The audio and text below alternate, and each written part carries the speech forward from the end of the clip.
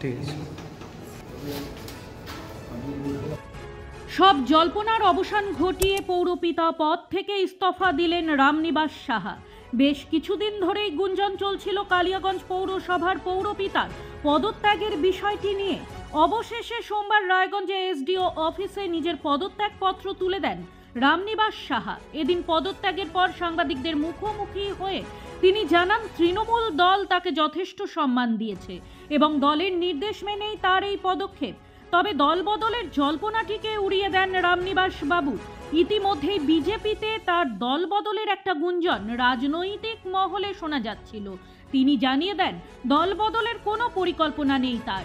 এদিন তার সঙ্গে উপস্থিত ছিলেন নিতাই বৈশ্য, সুজিত সরকার প্রমুখেরা। দাদা, আজকে এসডিও অফিসে আসার কারণ?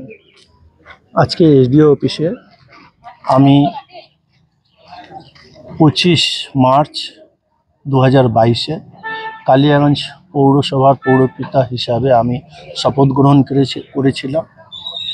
আমাদের দল মা মাটি মানুষের দল, যার নেত্রী আমার প্রিয় মমতা ব্যানার্জি আমাকে চেয়ারম্যান করেছিলেন। এখন বর্তমানে দলের নির্দেশেই আমি আজকে চেয়ারম্যানশিপ থেকে পদত্যাগ করলাম। সেখানটায় একটা শোনা যাচ্ছে বিভিন্ন জায়গায় গুঞ্জন, যে এরপর এই কবে আপনি দল পরিবর্তন করতে পারেন, এটা গুঞ্জন উঠেছে। না না না না না, দল চেঞ্জ করার কোনো পরিকল্পনা নেই।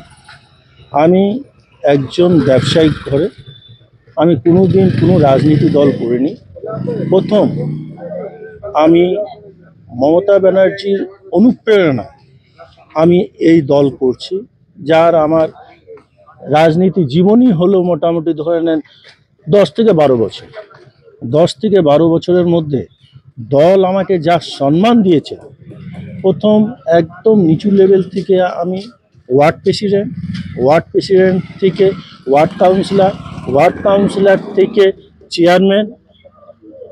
চেয়ারম্যান একটা কালিয়াগঞ্জ মিউনিসিপ্যালিটির যে পৌরপিতা, এই সম্মানটুকু আমাকে কিন্তু আমাদের এই মা মাটি মানুষের দল মমতা ব্যানার্জি আমাকে দিয়েছে। এতদিন বোর্ডে এত সুন্দর কাজ করে আসার পরও বোর্ডের মেয়াদ শেষ না হতে আপনার চেয়ারম্যান পদ থেকে ইস্তফা দিতে হলো, কতটা মানে খারাপ লাগার জায়গা তৈরি হচ্ছে সেই জায়গায়? দেখেন, খারাপ তো একটু লাগবেই। আমি নিজেকে কোনোদিন কোনো রকম বড় মনে করিনি। যেই দিন আমাকে চেয়ারম্যান হিসাবে প্রপোজ করা হলো, সেদিন কিন্তু আমি ভাবতেও পারিনি যে আমি চেয়ারম্যান হব।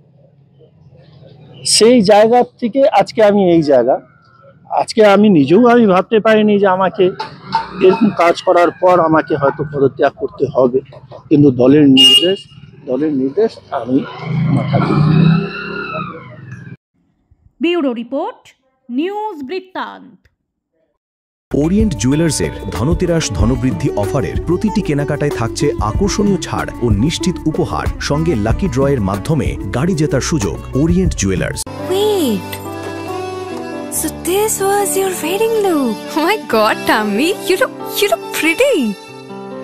ঢাকা থেকে যখন আইছিলাম, এ হগল আমার মা আমারে পরায় দিছিল। It's so authentic, Tammy. I will go for this look. But what about my goina? সাদা রঙের রুমালটিতে গোলাপি রঙের কাজ, সব মিলিয়ে দারুণ হবে নতুন কনের সাজ। আমার গয়না আমার শ্রী ঢাকা জুয়েলার্স, আভিজাত্যের গয়না। আপনার জীবনের সমস্ত প্রতিকূল পরিস্থিতির অবসান ঘটাতে আজই আসুন স্বর্গীয় জ্যোতিষ গবেষক ও তন্ত্র সাধক অলোক কর্মকারের সুযোগ্য পুত্র ও একমাত্র শিষ্য সঞ্জয়ের কাছে, যিনি আসাম বঙ্গীয় জ্যোতিষ ও তন্ত্র সোসাইটি দ্বারা জ্যোতিষ রত্ন উপাধিতে সম্মানিত। তাই আজই আসুন বংশানুক্রমিক ও সুদক্ষ জ্যোতিষ প্রতিষ্ঠানে। ছোট ছোট অনুভূতি, স্মৃতিগুলো থেকে যায় সবসময় আদরে। কিরে হলো? আসছি, লকডাউন সময় তো হয়ে এলো। কিছু স্মৃতির ভাজেই তোলা থাকে শুভারম্ভে প্রাপ্তি। 50 বছরের অভিজ্ঞতায় অগ্নিশ্বর জুয়েলার্স।